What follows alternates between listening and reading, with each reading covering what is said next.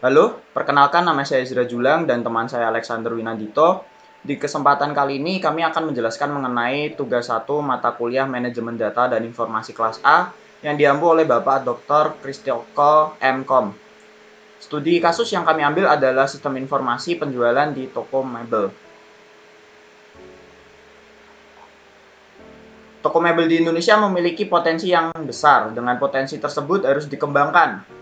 Salah satu cara mengembangkannya adalah dengan melakukan pemasaran mebel-mebel tersebut secara online. Mebel dapat dijual melalui website sehingga pelanggan dapat melihat-lihat produk mebel yang mereka inginkan. Sistem penjualan mebel yang kami rancang memiliki 3 proses bisnis utama, yaitu proses penjualan kepada pelanggan, proses pengiriman pesanan pelanggan, dan proses pembelian stok kepada supplier. Berikutnya kami akan jelaskan mengenai masing-masing proses bisnis tersebut. Yang pertama adalah proses bisnis penjualan barang. Di sini ada 3 aktor utama dalam proses bisnis penjualan barang. Yang pertama, pelanggan akan melakukan login pada sistem. Kemudian sistem akan memverifikasi login. Apabila terverifikasi, maka sistem akan menampilkan pilihan produk. Kemudian pelanggan akan memilih produk dari pilihan tersebut. Kemudian untuk melakukan pemesanan, pelanggan dapat memasukkan produk ke keranjang belanja. Kemudian setelah memasukkan produk ke keranjang belanja, pelanggan dapat juga mencari produk-produk yang mereka inginkan lagi. Kemudian jika sudah selesai untuk melakukan pemilihan produk, pelanggan akan melakukan check out terhadap keranjang belanja untuk melanjutkan pemesanan. Setelah di check out, maka sistem akan menampilkan formulir informasi pesanan. Kemudian pelanggan dapat mengisi formulir informasi pesanan dengan lengkap untuk mempermudah proses pengiriman. Kemudian selanjutnya, sistem akan menampilkan tagihan pembayaran yang harus dibayar oleh pelanggan. Pelanggan dapat melakukan pembayaran lewat bank. Apabila sudah melakukan pembayaran, maka bank akan melakukan konfirmasi pembayaran kepada sistem. Apabila sistem telah menerima konfirmasi pembayaran dari bank, maka pesanan oleh pelanggan telah berhasil dibuat.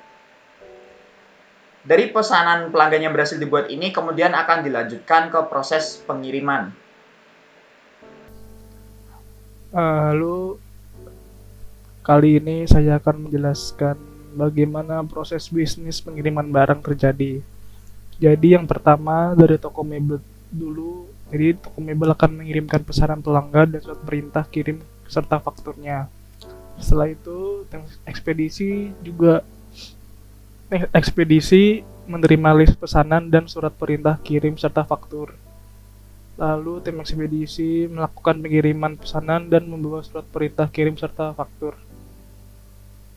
Setelah melakukan pengiriman, maka barangnya akan diterima oleh pelanggan serta fakturnya. Kemudian pelanggan akan melakukan pengecekan pesanan dan faktur.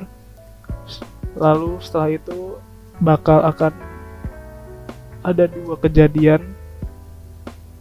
Jadi yang pertama, pesanannya sesuai atau tidak.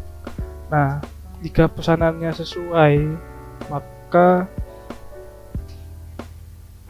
pelanggan akan melakukan konfirmasi pesanan dan membayar biaya pengiriman.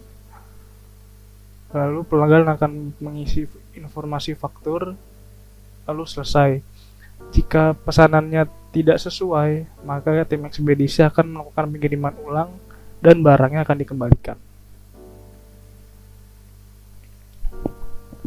Terus selanjutnya saya akan menjelaskan proses bisnis pemulihan stok di toko mebel.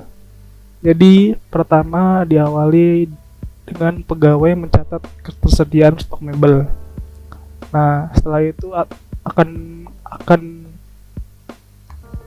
terjadi 2 kejadian. Yang pertama, stok mebelnya tersedia atau tidak. Nah, jika stok mebelnya tersedia, maka proses bisnisnya akan langsung segera berakhir. Jika stok mebelnya tidak tersedia, maka toko mebel akan membuat laporan request barang untuk dikirim ke supplier.